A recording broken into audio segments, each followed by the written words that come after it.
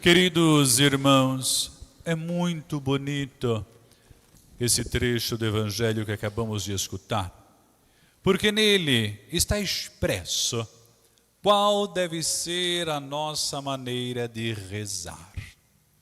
Por vezes a gente pensa que a nossa maneira de rezar deve ser aquela de fazer uma grande e extensa lista de pedidos a Deus e contar com a sorte dele nos ouvir.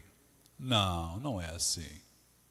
Vejamos como é a oração deste homem marginalizado, desprezado, que não era contado nem mesmo entre o número daqueles que eram moradores da cidade, porque viviam fora da cidade. Ele diz: Senhor, se queres, tu tens o poder de me purificar.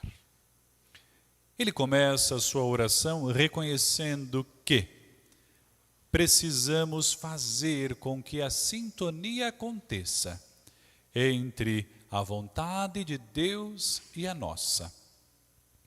Não fazendo com que a nossa vontade seja de Deus. Não, assim não funciona. Temos que fazer com que a vontade de Deus seja também a nossa. Por vezes é difícil compreender isso, porque estamos tão acostumados a ter as nossas vontades satisfeitas, o nosso ego inflado, que é difícil colocar-se nas mãos de Deus e fazer com que a vontade dele também seja nossa. Por isso a oração deste homem é muito forte. Ele reconhece: Senhor, se tu queres. Porque era óbvio que ele queria. Era nítido que aquele era o seu desejo. Mas só ser o desejo dele não basta. É preciso também ser a vontade de Deus. Aqui, minha gente, claro, não estamos dizendo que, então Deus não quer o bem de cada um de nós, padre. Óbvio que quer o nosso bem. Por vezes nós não entendemos nem mesmo o que significa o nosso bem. O nosso bem não é aquilo que nós queremos. Porque, por vezes, aquilo que a gente quer não nos fará bem. Do contrário, nos fará mal e nos levará para o mal. Porque a nossa visão é limitada. A nossa compreensão é limitada. Quantas vezes na vida a gente achou que algo seria bom para nós e depois de um tempo a gente reza até agradecendo a Deus. Ainda bem que não aconteceu, porque se tivesse acontecido não ia dar bom. Mas no momento parecia a coisa certa, a coisa justa, parecia o mais certo a acontecer.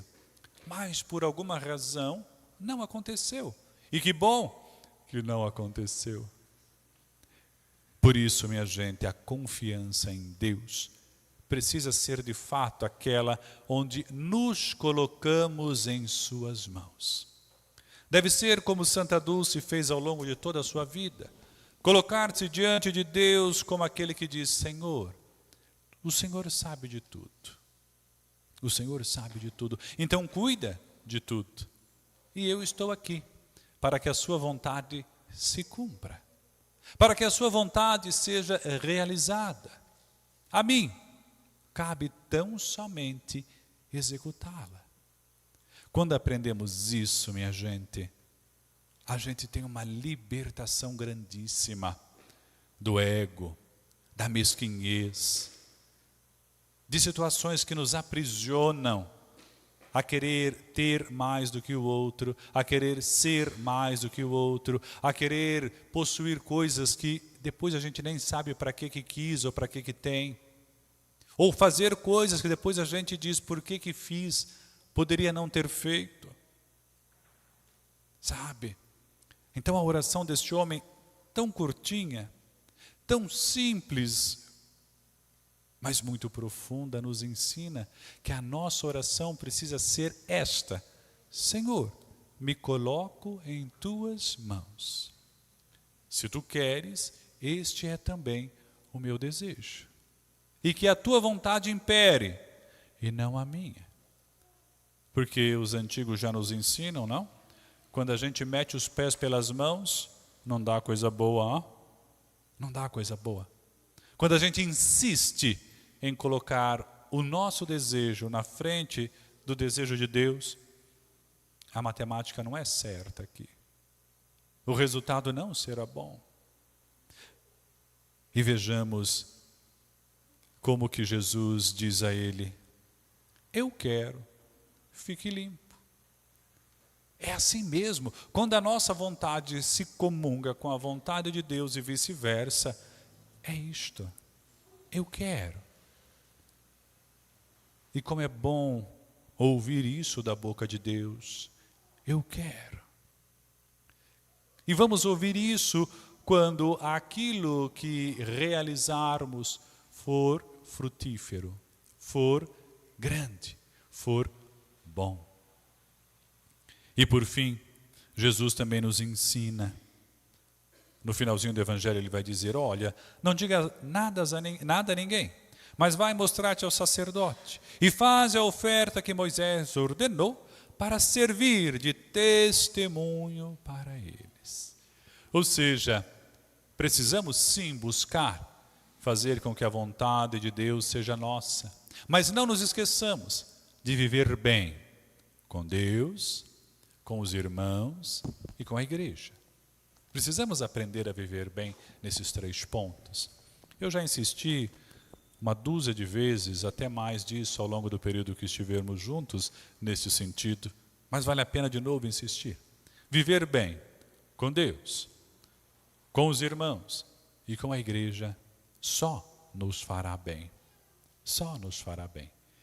E devemos dar testemunho disso. E devemos de fato viver desta forma fraterna, para que a vontade de Deus se realize em nós e na nossa comunidade. Que possamos, queridos irmãos e irmãs, vivermos também as virtudes do santo que hoje celebramos, São José Maria Escrivá, que por coincidência é patrono da universidade onde eu estudo em Roma. E São José Maria Escrivá tinha um desejo muito grande de que todos fossem libertos pelo conhecimento, libertos pela profundidade no amor a Deus. Então que nós possamos pedir hoje esta graça de podermos crescer no amor a Deus para sermos libertos do egoísmo e da maldade que aprisiona e sermos livres para poder amar como Deus ama e para podermos fazer a vontade de Deus na nossa vida. Louvado seja nosso Senhor Jesus Cristo. Para sempre seja louvado.